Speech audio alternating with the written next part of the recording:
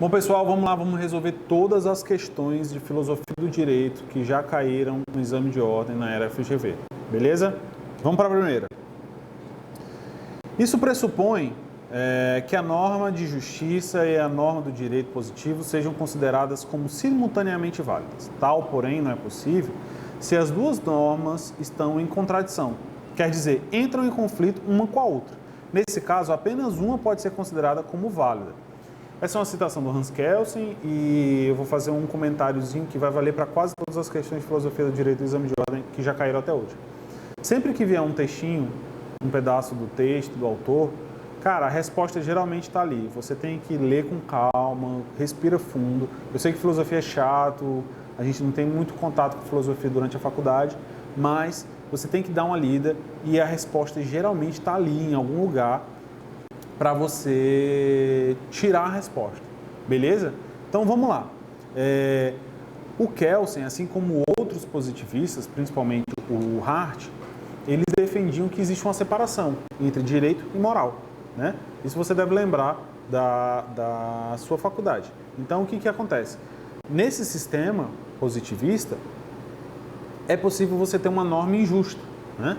Então, é possível que uma norma de direito que seguiu um processo específico, reconhecido como tal, atinja o status de norma, ou seja, uma lei, por exemplo, que lógico que o direito positivo não é só lei, certo?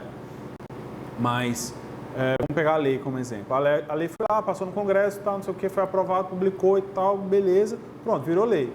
Mas todo mundo acha que essa lei, não tem nada a ver, tá tudo errado e tal, não era para ser assim. O que é isso? É um conflito entre o direito e a moralidade, entre o conceito de justiça. Então, no positivismo, principalmente em uma corrente chamada positivismo exclusivo, é muito mais forte isso. Foi aprovado? Foi aprovado. Tem um brocard jurídico chamado dura lex sed lex. A lei é dura, mas é lei.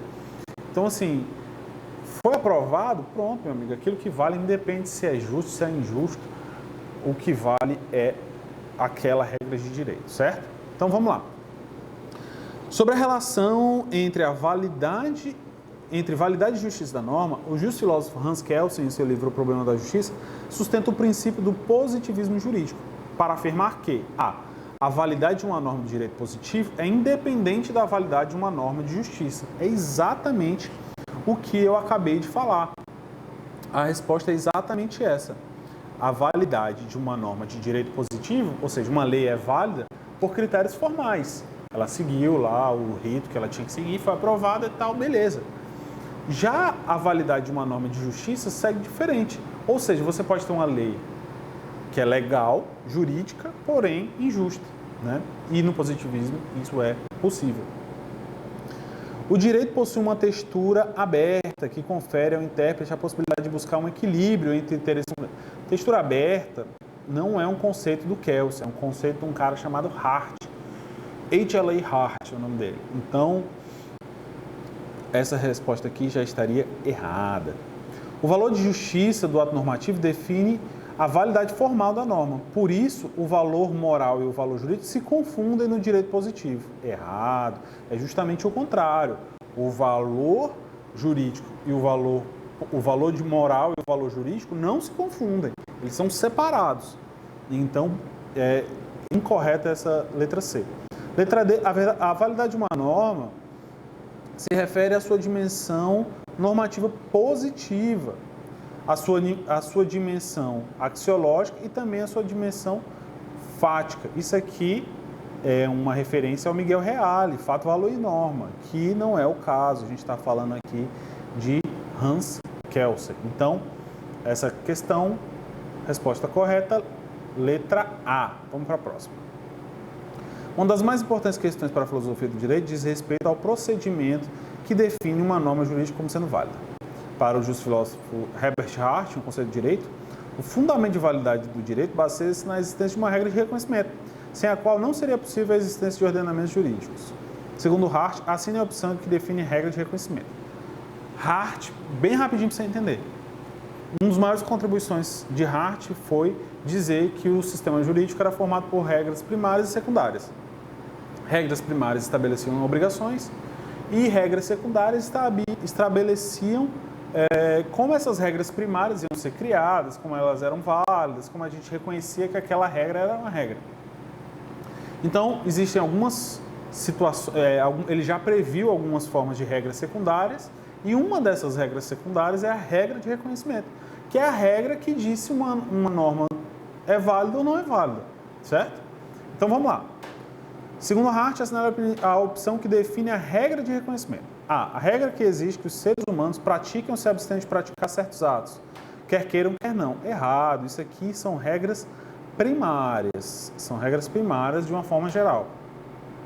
Esta ideia está vinculada com a teoria de Hart, que o direito é formado pelo conjunto de regras primárias ou básicas, que instituem deveres e obrigações, e regras secundárias, que determinam como as regras primárias são criadas ou modificadas. Essa parte aqui, daqui para frente, essa parte aqui está correta. Isso aqui está correto. Mas, essa primeira parte aqui, ele está estabelecendo que são regras primárias, que não é uma regra de reconhecimento, que é uma regra secundária. B. Regra que estabelece critérios segundo os quais uma sociedade considera válida a existência de suas próprias normas jurídicas. É aqui, meu amigo, é isso mesmo. Regra de reconhecimento. C. Regra que impõe deveres a todos aqueles que são reconhecidos como cidadão. Regra primária. Regra que reconhece grupos excluídos e minorias sociais como detentores de direitos fundamentais. Nenhuma das duas aqui está correta. Resposta correta, letra B. Vamos para frente. Em seu livro Levando os Direitos a Sério, Ronald Dworkin cita o caso Higgs contra Palmer, em que um jovem matou o próprio avô para ficar com a herança. O Tribunal de Nova York, em 1889, ao julgar o caso, deparou-se com o fato de que a legislação local de então não previu o homicídio como causa de exclusão da sucessão. Para solucionar o caso, o tribunal aplicou o princípio do direito não legislado, que diz que ninguém pode se beneficiar de sua própria iniquidade ou ilicitude. Assim, o assassino não recebeu herança. Com base na obra citada, assinale a opção que melhor expressa uma das pretensões fundamentais da justa filosofia de Ronald Dworkin. Então vamos lá, Dworkin. Em um primeiro momento, o Dworkin estava preocupado em mostrar que o direito, o Dworkin foi aluno do Hart, então o Dworkin veio logo após, e ele veio batendo pau no professor, meu amigo, ele veio criticando e falando assim, cara, isso aí que você escreveu não está muito certo não, o direito não é um sistema de regras, o direito ele tem princípios, então as normas tem que considerar também que existem princípios que, apesar de serem considerados da mesma forma, da mesma validade que as regras, são aplicadas de maneiras diferentes, mas existe esse tipo, se normas fosse gênero e regras e princípios são espécies. Era isso que o Dworkin defendia nesse primeiro momento da teoria dele, certo? Então vamos lá. A pergunta aqui é: com base na obra citada, assinale a opção que melhor expressa uma das pretensões fundamentais da justa filosofia de Ronald Dworkin. Vamos lá. Revelar que a responsabilidade sobre o maior ou menor grau da justiça de um ordenamento jurídico é exclusiva do legislador. Não, meu amigo, é exatamente o contrário. Ele está prevendo a possibilidade de inserir princípios no ordenamento jurídico que não são estabelecidos através da via legislativa. B. Mostrar como as cortes podem ser ativistas, ou seja, entrar dentro da esfera de atuação de outros poderes, quando decidem com base em princípios, não com base na lei. E que decidir assim fere o Estado de Direito. Não, ele defende exatamente o oposto. Ele defende que os princípios devem ser aplicados e que às vezes eles dão uma solução jurídica melhor que as próprias regras. C. Defender que as regras e princípios são normas jurídicas que possuem as mesmas características. Não tem as mesmas características. Ele deixa bem claro isso, que as regras são diferentes, que inclusive elas não seguem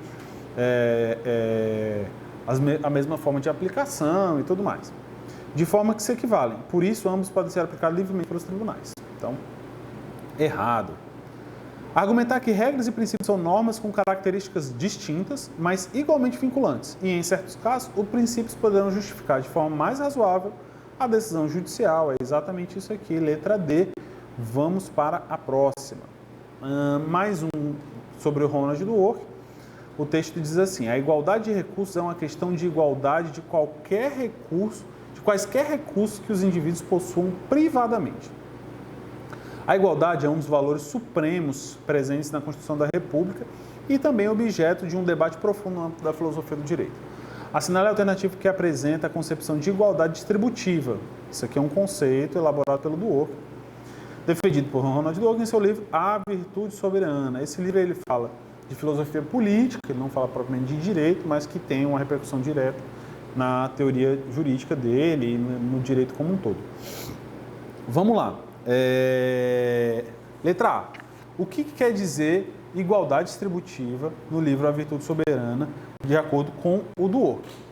Circunstâncias segundo as quais as pessoas não são iguais em bem-estar, mas nos recursos de que dispõem. Cara, ele falou aqui, igualdade de qualquer recurso. Mas elas não são iguais em bem-estar, mas nos recursos de que se vê. Cara, se você fosse chutar, chutava essa primeira, ele está usando o mesmo termo. E é isso mesmo. O que a justiça distributiva fala? A justiça distributiva vai dizer que ela defende uma igualdade formal, que todo mundo tem que ter as mesmas oportunidades. Todo mundo, por exemplo, vou usar um exemplo muito abrangente, todo mundo tem que ter direito a frequentar uma faculdade. Se você vai ter sucesso profissional ou não, cara, isso é condição de bem-estar. Mas de recursos, todo mundo tem que ter a oportunidade de frequentar uma faculdade teoricamente de mesmo nível, tá entendendo? Então isso é a igualdade distributiva para o Dworkin. Vamos na B aqui. Possibilidade que todos os membros de uma comunidade política devem ter de usufruir o bem-estar em condições iguais. Não, isso aqui é igualdade material. Isso aqui ele reconhece que é impossível, cara. Você ter todo mundo ter o mesmo bem-estar é bem complicado, é impossível e ele reconhece isso. Igual partilha dos poderes políticos e dos direitos individuais em uma dada sociedade. Não é o caso. Um conjunto de políticas que assegurem a maximização utilitária do bem-estar e em médio prazo e a longo prazo para a maior parte da população. Isso aqui é o conceito de utilitarismo, né? Que na verdade não faz parte da teoria do Dworkin. Então vamos lá. Resposta correta aqui é a resposta da letra A. Vamos para a próxima. Bobbio, vamos falar sobre teoria do ordenamento jurídico. O que o Bobbio vai dizer aqui? Costuma-se dizer que o ordenamento jurídico regula a própria produção normativa. Existem normas de comportamento ao lado de normas de estrutura. Elas não regulam o comportamento, mas o modo de regular um comportamento. Cara, isso aqui é muito parecido com o que o Dworkin falou. Aliás, corrige, Dworkin não. Falei besteira. O que o Hart falou sobre regras primárias e regras secundárias, certo? Então, essa ideia do Bobbio tem muito a ver com a ideia original do Hart. Então, vamos lá. A atuação de um advogado deve se dar com base no ordenamento jurídico. Por isso, não basta conhecer as leis, é preciso compreender o conceito e o funcionamento do ordenamento. Bobbio, em seu livro A Teoria do Ordenamento Jurídico, afirma que a unidade de um ordenamento jurídico é assegurado por suas fontes. Assinale a opção que indica o fato que, para esse autor, é para o Bobbio, interessa notar para uma teoria geral do ordenamento jurídico em relação às fontes do direito. Vamos lá. A. No mesmo momento em que se reconhece existirem atos ou fatos dos quais se faz depender a produção de normas jurídicas, reconhece o ordenamento jurídico. Além de regular o comportamento das pessoas, regula também o modo pelo qual se deve produzir as regras. Cara, isso aqui é um comentário meu, que era para ter saído com uma coisinha diferente, mas essa aqui é a citação do que está escrito, do texto que foi colocado do Bobbio, desse texto aqui. Ele está falando a mesma coisa, e é exatamente isso a resposta. Então, letra A. As fontes de direito definem... Todas essas questões aqui, de alguma forma, estão corretas. Só não são corretas dentro da teoria do Bobbio. Mais uma vez, se você analisar o texto com calma e pensar nas respostas, é óbvio que seria a letra A. A letra A é a que está com relação direta ao texto. Então é isso. Vamos para a próxima. A ideia da existência de lacunas é um desafio ao conceito de completude do ordenamento jurídico. O que ele está dizendo? O ordenamento jurídico tem lacunas e como é que a gente vai resolver isso? Segundo Bobbio, nesse livro dele, A Teoria do Ordenamento Jurídico, pode-se completar ou integrar as lacunas existentes dele por meio de 2 métodos. Cara, olha o que ele está falando, meu irmão.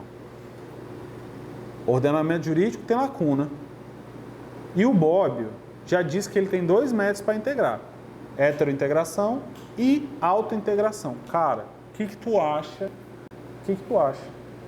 Que é autointegração? Sério. É o próprio sistema que vai preencher aquela lacuna dentro dele. Heterointegração é o que vem de fora, vem de outro ordenamento jurídico, vem de outro lugar. Mas autointegração é o próprio ordenamento jurídico se completando. Assinale a opção que explica como o justo filósofo define tais conceitos na obra em referência. Então vamos lá. O primeiro método consiste na integração operada por meio de recursos a ordenamentos diversos e a fontes diversas daquela que é dominante, que é heterointegração. O segundo método consiste na integração cumprida por meio do mesmo ordenamento, a autointegração, no âmbito da mesma fonte dominante, sem concorrência a outros ordenamentos. Cara, mole. Você nunca precisou ler o Bobbio para saber disso aqui. É simples. A resposta estava no texto. Vamos lá. A heterointegração consiste em preencher as lacunas recorrendo-se aos princípios gerais do direito, uma vez que estes não estão necessariamente incutidos nas normas do direito positivo. Já a autointegração consiste em dizer que o princípio geral não está incutido nas normas do direito. E está onde, meu amigo? Já a autointegração consiste em solucionar as lacunas por meio das convicções pessoais do intérprete. Meu Deus. O primeiro método diz respeito à necessidade de utilização da jurisprudência como meio adequado de solucionar lacunas, sem gerar controvérsias. Por outro lado, o segundo método implica buscar a solução da lacuna por meio da interpretação extensiva. Cara, interpretação extensiva, leis de introdução, cara, ele está tentando misturar as coisas aqui para tentar te induzir ao erro. A heterointegração exige que o intérprete busque a solução das lacunas nos tratados e nas convenções internacionais, de que o país seja signatário. Não, cara, não. Se ele é signatário, ele entrou no ordenamento jurídico. E aí é autointegração. A ordenança relacionada busca a solução na jurisprudência padre. Não, tá, isso aqui está tudo errado. Letra A, vamos para a próxima. Platão. Mas a justiça não é a perfeição dos homens? O Platão, ele tem um conceito de justiça, do que seria justiça. E que para o Platão, a justiça é uma virtude, né? O ser humano ele foi feito para ser justo. O objetivo do ser humano é a justiça, é a finalidade, né? Então vamos lá. Platão defende, o conceito de justiça é o mais importante da filosofia do direito. Há uma antiga concepção, segundo a qual a justiça é dar a cada um que lhe é devido. No entanto, Platão, em seu livro A República, faz uma crítica a tal concepção. Assinale a opção que, conforme o livro citado, melhor explica a razão pela qual Platão realiza essa crítica. Por que ele diz que isso aqui não deve ser assim? Vamos lá. Platão defende que justiça é apenas uma maneira de proteger o que é mais conveniente para o mais forte. Não, claro que não, não é isso. Pensa, não é a perfeição dos homens? Não é a perfeição dos homens? Então, claro que não é o mais forte. Se todos são perfeitos, se a gente tem que buscar a perfeição. A justiça não deve ser considerada algo que seja entendido como virtude e sabedoria. Virtude e sabedoria não é a perfeição do homem? E aqui ele está dizendo que não. Então, provavelmente, essa aqui também não é, claro que não. Essa ideia implicaria fazer essa aqui, que a justiça dá a cada um que lhe é devido, essa ideia implicaria fazer bem ao amigo e mal ao inimigo. Mas fazer o mal não produz a perfeição. E a justiça é uma virtude que produz a perfeição humana. Cara, é fácil filosofia, você tem que pensar na questão. Ele te dá a resposta. Claro que é essa letra C. Esse é um conceito decorrente exclusivamente da ideia de troca entre particulares. E para Platão, o conceito de justiça diz respeito à convivência na cidade. Não, claro que não é isso não. Então, resposta correta, letra C. Vamos para a próxima. Jeremy Bentham. Jeremy Bentham é um utilitarista. Utilitarismo é a corrente que diz que a justiça está em propagar o prazer e minimizar a dor. Quanto mais pessoas sentirem prazer e menos pessoas sentirem dor, vale. Basicamente, muito basicamente, isso é utilitarismo. Então vamos lá. O Jeremy Bentham, em seu livro, vamos ler a citação. Uma punição só pode ser admitida na medida em que abre as chances no sentido de evitar um mal maior. Ou seja, a punição só pode ser admitida na medida em que abre chances no sentido de evitar um mal maior. Vamos pensar nessa frase. Jeremy Bentham, seu livro Princípios da Moral e da Legislação, afirma que há 4 casos em que se não se deve infligir uma punição. Assinale a opção que corresponde a um desses casos citados pelo autor na obra em referência. Então vamos lá. Quando a lei não é suficientemente clara na punição que estabelece. Cara, a lei não é clara na punição, certo? Ela não é clara na punição. Isso pode evitar um mal maior? Não, ela não é clara. Ela simplesmente não é clara. Essa punição pode evitar um mal maior? Não. Então, cancela essa aqui. Quando o prejuízo produzido pela punição for maior do que o prejuízo que se quer evitar. Ou seja, vou dar um exemplo esdrúxulo. Eu não quero que uma pessoa mate a outra. Então eu vou lá e mato essa pessoa. Não faz o menor sentido. Então é exatamente isso. Letra B. Quando o juiz da causa entende ser inoportuna a aplicação. Cara, inoportuna no sentido de tipo, não precisa. Isso não causa um mal maior. E D, quando o agressor já sofreu o suficiente em função das vicissitudes do processo penal. Isso aqui é o efeito inverso. A pena vai causar um mal menor do que o que ele já sofreu. E não é nem isso, é o que se quer evitar, né? Então, assim, se você usar o texto como base para a sua resposta, você acha uma resposta fácil. Então, a resposta é a letra B. Vamos que vamos. Vamos para mais uma. Deixa eu passar aqui. Essa. Hannah Arendt. Algo mais fundamental do que a liberdade é a justiça. Que são os direitos dos cidadãos, está em jogo. Quando deixa de ser natural que um homem... Cara, olha essa pergunta. Quando deixa de ser natural que um homem pertence à comunidade em que nasceu. Mais fundamental do que a liberdade, que é a justiça. Beleza? Lê o texto. A situação atual dos refugiados no mundo provoca uma reflexão justo-filosófica no sentido do que já havia pensado Hannah Arendt, logo após a Segunda Guerra Mundial, em sua obra As Origens do Totalitarismo.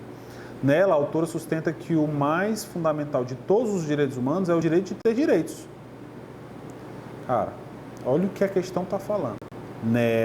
Nessa obra aqui, a autora sustenta que o mais fundamental de todos os direitos humanos é o direito de ter direitos, o que não ocorre com os apátridas. Segundo a obra em referência, assinale a opção que apresenta a razão pela qual o homem perde a sua qualidade essencial de homem e a sua própria dignidade. Vamos aqui. Ser privado de direitos subjetivos específicos previstos no ordenamento jurídico pátrio. Então, ele tem um ordenamento lá e ele não faz parte não tem alguns direitos específicos. Beleza, deixa aí. Vamos para a próxima. Viver sobre um regime de tirania que viola a liberdade de crença e limita a liberdade de expressão. É ruim, é muito ruim. Mas vamos lá. Cumprir pena de privação de liberdade quando executada em penitenciária sob condições desumanas. É tudo muito ruim aqui. Mas vamos voltar aqui para o que a Hannah Arendt falou. A autora sustenta que o mais fundamental de todos os direitos é o direito a ter direitos. O que não ocorre com os apátridas, certo? Há algo mais fundamental do que a liberdade e a justiça quando deixa de ser natural que um homem pertence à comunidade que nasceu. Vamos ver a letra D. Deixar de pertencer a uma comunidade organizada, disposta e capaz de garantir quaisquer direitos. Cara, fácil. Você tem que pegar o texto, interpretar e ler com calma. Tá lá, a resposta tá lá, cara. A resposta tá lá. Vamos lá. Próximo. Só a vontade geral pode dirigir as forças do Estado de acordo com a finalidade de suas instituições, que é o bem comum. Rousseau. O Rousseau ele tem esse conceito que é vontade geral e vontade de todos. Vontade geral é aquilo que, se a gente tirar tudo que a gente discorda, o que sobra é a vontade geral. A vontade de todos é a soma das vontades individuais. Então, se a gente somar o que cada um quer fazer, dá a vontade de todos. Se a gente tirar o que todo mundo discorda, não, a gente discorda sobre isso, sobre aquilo, a gente tira tudo isso da equação, a gente vai ter a vontade geral. Então, vamos lá. A ideia de vontade geral, apresentada por Rousseau em seu livro Do Contrato Social, foi fundamental para o amadurecimento do conceito moderno de lei e de democracia. Assinale a opção que melhor expressa essa ideia conforme concebida por Rousseau no livro citado. A soma das vontades particulares, isso aqui eu acabei de explicar, que na verdade, é outro conceito do Rousseau chamado a vontade de todos. A vontade de todos, não é a mesma coisa, esses dois. O interesse particular do soberano, não, nada a ver. O interesse em comum ou substrato, ou seja, o que sobra em comum das diferenças. Tranquilicíssimo. Vamos para a próxima. Rousseau de novo. Concebo na espécie humana dois tipos de desigualdade.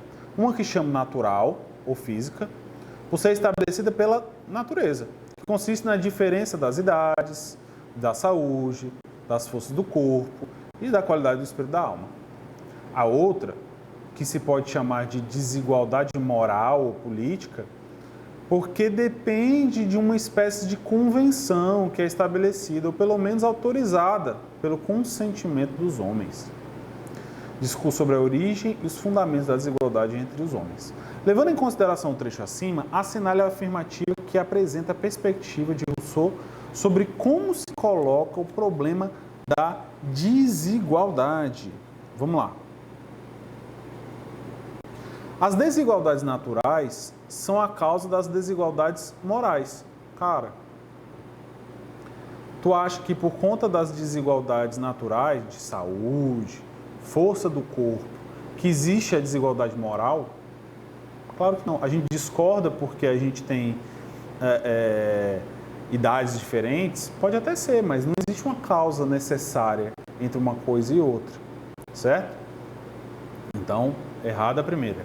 As desigualdades naturais são inaceitáveis. Bicho, aí lascou. Como é que tu vai impedir que as pessoas envelheçam? Tenham diferença de idade? Claro que não, cara. Claro que não. Então, tchau. Mas vamos ler o resto. Por isso, o homem funda a sociedade civil por meio do contrato social. Errado. As desigualdades naturais são aceitáveis. Claro, não tem outra opção. Mas as desigualdades morais não são, pois consistem em privilégios de uns sobre os outros. É exatamente isso. É o que ele fala aqui, ó. porque depende de uma espécie de convenção que é estabelecida, ou pelo menos autorizada pelo consentimento dos homens. Cara, tava lá a resposta. Todas as formas de desigualdade consistem num fato objetivo. Errado. Desigualdade moral não é um fato objetivo, é um fato subjetivo, devendo ser compreendida e tolerada, pois elas geram o progresso humano e produzem mais bens do que males. Então, correto, letra C. Vamos para a próxima. Essa questão vai falar de Yering. Em tempos de mudanças e reformas, é comum assistirmos a diferentes tipos de lutas sociais, especialmente visando a garantia dos direitos e a conquista de novos direitos. Em A Luta pelo Direito, o jurista alemão Rudolf von Yering afirma que o fim do direito é a paz, mas o meio de atingi-lo é a luta. Considerando essa afirmação de acordo com o livro citado, assinale a opção que melhor caracteriza o pensamento do justo filósofo, o pensamento justo filosófico de Yering. Cara, olha o que ele disse aqui, ó. Tempos de mudança e reformas é comum assim, diferentes tipos de lutas sociais, especialmente visando garantir os direitos.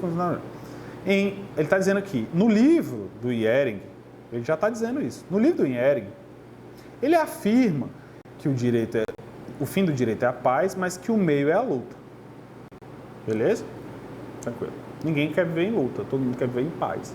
Mas se você quer conquistar novos direitos, você tem que ir pra porrada, meu irmão. Então vamos lá. Lógico. Relativiza aí a luta, certo? Vamos lá. Letra A. O direito é sempre produto do espírito do povo, que é passado de geração em geração. Por isso, quando se fala em direito, é preciso sempre olhar para a história. O direito romano é a melhor expressão desse processo social histórico. Não, claro que não. Isso não é a base do pensamento do Yering. Vamos lá. B. O direito de uma sociedade é a expressão dos conflitos sociais dela. Né? O direito de uma sociedade é a expressão dos conflitos sociais dela e resulta em uma luta de pessoas e grupos pelos seus próprios direitos subjetivos. Por isso, o direito é uma força viva e não uma ideia. É exatamente isso. É exatamente isso. Mas o meio de atingir a paz é a luta. Vamos lá. O direito resulta exclusivamente da ação institucional do Estado. É no parlamento que são travadas as lutas políticas, que definem os direitos subjetivos presentes no direito positivo em dada sociedade. Cara, isso não faz nem sentido, né? A luta social, ela não acontece dentro do parlamento, né? Ela não acontece dentro da produção legislativa. A produção legislativa, em tese, é o reflexo disso, né? Então, não. O direito é parte da infraestrutura da sociedade e resulta de um processo de luta de classes, no qual a classe dominante usa o direito para manter o controle social sobre os dominados. Pode ser verdade, mas não é isso que o Yering está defendendo. Ele defende justamente que existem lutas. Né? Ele não está dizendo que é dos mais oprimidos, para cá, para lá, para lá. Pode ser que esse caso seja verdade, mas não é o que o Yering está defendendo. Então, resposta correta, letra B. Vamos para a próxima. A gente tem uma citação do Locke. O povo maltratado, em geral, e contrariamente ao que é justo, estará disposto a qualquer ocasião a livrar-se do peso que o esmaga. Isso aqui é uma frase do Instagram, meu amigo. Você botar lá no seu perfil do Instagram. O povo maltratado, em geral, e contrariamente ao que é justo, ou seja, o povo maltratado não tem justiça, estará disposto em qualquer ocasião a livrar-se do peso que o esmaga. O artigo 1º, parágrafo 1 da Constituição Federal de 88 afirma que todo o poder emana do povo, que o exerce por meio de representantes eleitos ou diretamente. Muitos autores associam tal disposição ao conceito de direito de resistência, um dos mais importantes da filosofia do direito de John Locke. Assinale a opção que melhor expressa tal conceito, conforme desenvolvido por Locke na sua obra Segundo Tratado sobre o Governo Civil. Vamos lá. A natureza humana é capaz de resistir às mais poderosas investidas morais e humilhações, desde que os homens se apoiem mutuamente. Não, claro que não é isso. A gente acabou de ver, ler o texto. Está aqui, ó. ele precisa da justiça, ele não pode ser maltratado, ele está disposto a fazer qualquer coisa para se livrar. Então vamos lá. Letra B. Sempre que os governantes agirem de forma a tentar tirar e destruir a propriedade do povo ou deixando o miserável exposto aos seus maltratos, ele poderá resistir. É exatamente isso que está escrito no texto. O texto está dizendo exatamente isso. O povo maltratado, contrariamente ao que é justo, qualquer ocasião, livrar-se do peso que esmaga. Apenas o contrato social, que tira o homem do estado de natureza e o coloca em sociedade política, é capaz de resistir às ameaças externas e às ameaças internas, de tal forma que institui o direito de os governantes resistirem a toda forma de guerra e rebelião. Não é isso que ele está dizendo. O direito positivo deve estar isento... Pô, o que está falando de direito positivo aqui? Não tem nada a ver com a conversa. Deve estar isento de toda forma de influência da moral e da política. Ele está misturando um assunto aqui que não tem nada a ver. Uma vez que o povo soberano produz as leis diretamente por meio de seus representantes, eles devem resistir a qualquer forma de interpretação ou aplicação de caráter moral. Não, isso aqui o que ele está querendo dizer é o seguinte: o Ieren está dizendo que você precisa desses aspectos para irradiar a ira do povo. Não é uma mera interpretação. Então, a resposta correta é a letra B. Vamos para mais uma. Montesquieu. É verdade que nas democracias o povo parece fazer o que quer, mas a liberdade política não consiste nisso. No preâmbulo da Constituição da República, os constituintes afirmaram instituir um Estado democrático destinado a assegurar, dentre outras coisas, a liberdade. Este é um conceito de fundamental importância para a filosofia do direito, muito debatido por inúmeros autores. Uma importante definição utilizada no mundo jurídico é a que foi dada por Montesquieu. Esse é o livro do Espírito das Leis. Assinale a opção que representa a definição desse autor na obra citada. A liberdade consiste na forma de governo dos homens e não o governo das leis. Não é isso.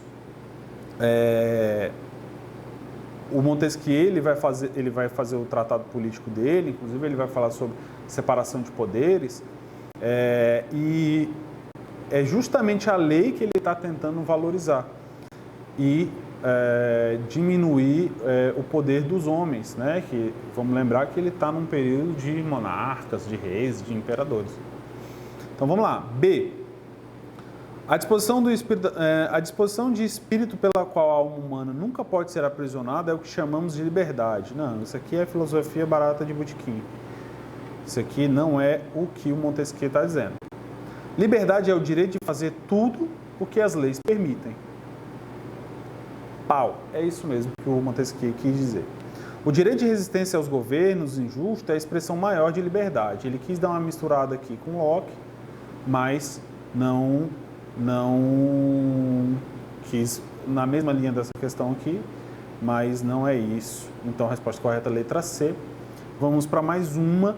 Kant, super complexo, super difícil, complicadíssimo, mas se você ler o texto, tem resposta ali. Vamos lá.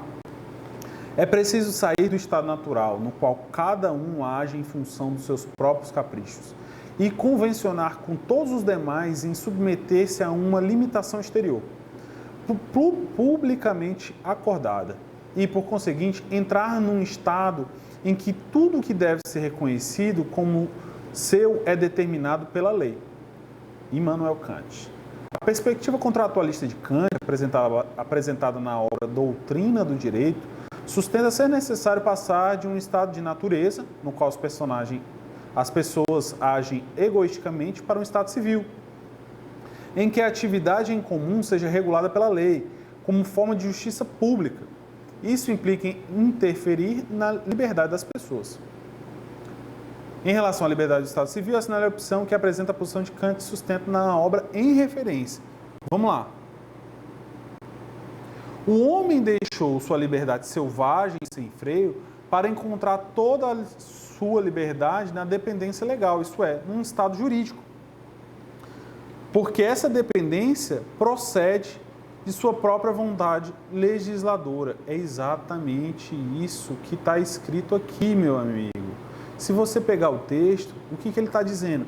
É preciso sair de um estado natural, sem leis de violência, e cada um por si, Deus por todos, no qual cada um age em função dos seus próprios caprichos, e convencionar com todos os demais em submeter-se a uma limitação exterior. O que é isso?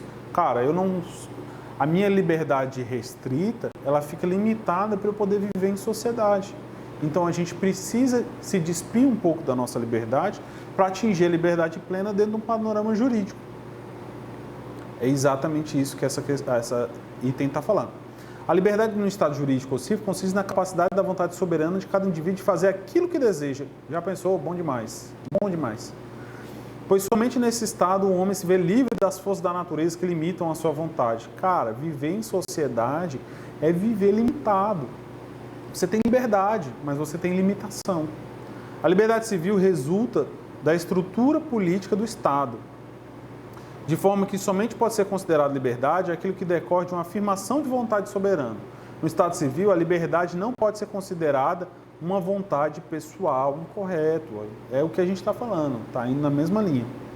Na República, a liberdade é do governante para governar em prol de todos os cidadãos, de modo que o governante possui liberdade e os governados possuem direitos que são instituídos pelo governo. Incorreto, né? Então, resposta correta, letra A. Vamos para mais uma. Aristóteles. Temos, pois, definido o justo e o injusto. Após distingui-los assim um do outro, é evidente que a ação justa é intermediária entre o agir injustamente e o ser vítima da injustiça, pois um deles é ter demais e o outro é ter demasiadamente pouco. Aristóteles. Ética Nicômaco. Em seu livro Ética Nicômaca, Aristóteles apresenta a justiça como uma virtude e a diferencia daquilo que é injusto. Assinale a opção que define aquilo que, nos termos do livro citado, deve ser entendido como justiça enquanto virtude.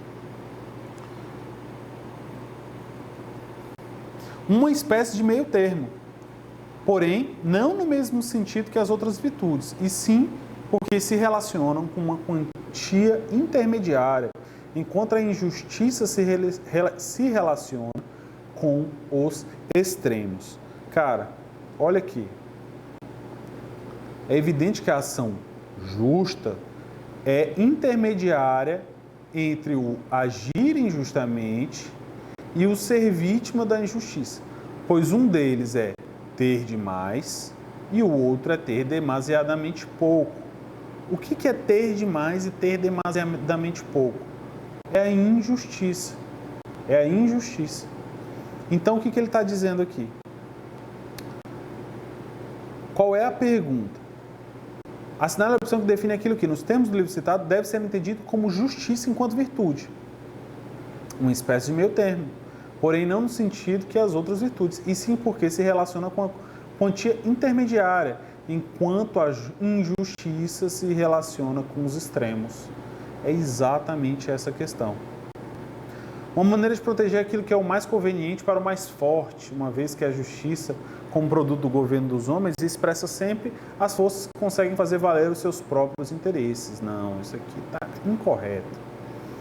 O cumprimento dos pactos que decorrem da vida em sociedade, seja da lei como um pacto que vincula todos os cidadãos da cidade, seja como dos contratos que funcionam.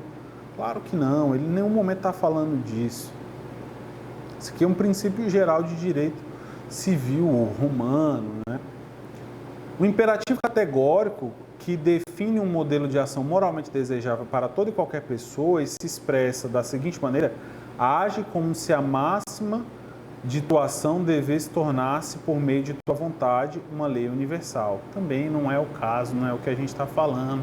Imperativo categórico é outra conversa. Então, resposta letra A.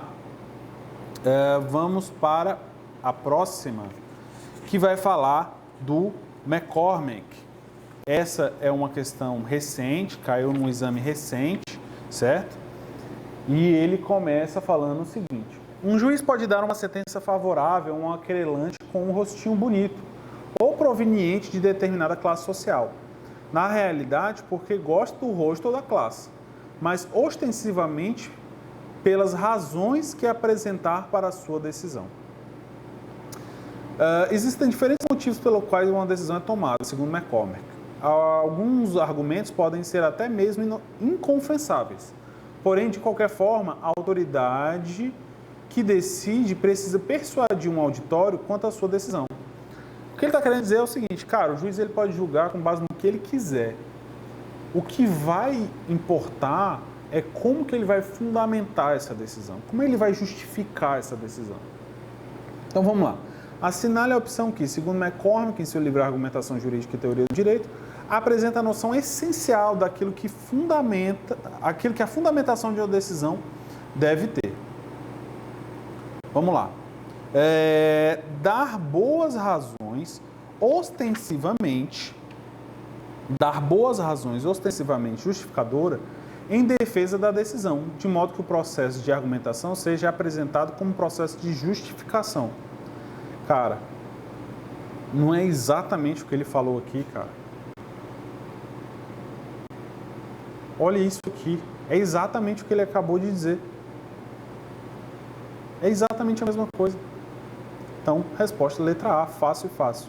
B, realizar uma dedução silogística por intermédio do qual a decisão seja premissa maior, resultante de lei, deve ser considerada premissa menor. Viagem. Não está correta para essa pergunta. Proceder a um ato de vontade no qual cabe ao juiz escolher a norma válida contida no ordenamento jurídico vigente e aplicá-la ao caso concreto. Não, não é isso. Inclusive, na explicação da decisão ele está aqui. De qualquer forma, a autoridade que decide precisa persuadir um auditório quanto à sua decisão. Ela está lá na pergunta a resposta. D. Alinhar-se à jurisprudência dominante em respeito às decisões dos tribunais superiores expressas na firma de precedentes, enunciados e súmulas. Claro que não, se fosse assim o sistema nunca evoluiria, você nunca teria mudanças de posicionamento jurisprudencial, mas também não é isso que a questão está tratando. Então, resposta correta, letra A. Acabei passando aqui, letra A, certo? Vamos para essa que é a última questão. Stuart Mill. É preciso repetir mais uma vez aquilo que os adversários do utilitarismo raramente fazem o favor de reconhecer. A felicidade que os utilitaristas adotaram como padrão do que é certo na conduta não é do próprio agente, mas de todos os envolvidos. Na defesa que Stuart Mill faz do utilitarismo como princípio moral, em seu texto Utilitarismo, ele afirma que o utilitarismo exige que o indivíduo não coloque seus interesses acima dos interesses dos demais, devendo, por isso, ser imparcial e até mesmo benevolente. Assim, no texto em referência, Stuart Mill afirma que, para aproximar os indivíduos desse ideal, a utilidade recomenda que as leis e os dispositivos sociais coloquem, no máximo possível, a felicidade e o interesse de cada indivíduo em harmonia com o interesse do todo. Cara, é o texto. Tá aqui, ó. Tá aqui, ó. E tá aqui de novo. Ele falou 2 vezes. Ele deu a resposta 2 vezes. O direito natural que possui como base a própria natureza das coisas, seja o fundamento do primeiro e o último de todas as leis, para que o desejo de ninguém se sobreponha ao convívio social. Não, ele está falando de direito natural, não tem nada a ver. Os sentimentos morais que são inatos aos seres humanos e conformam, de fato, uma parte de nossa natureza, já que estão presentes em todos, sejam a base da legislação. Não, não é isso que ele está dizendo, isso aqui é outra conversa. As leis de cada país garantem a liberdade de cada indivíduo em busca de sua própria felicidade, ainda que a felicidade de um não seja compatível com a felicidade do outro. Também isso aqui não tem fundamento nenhum.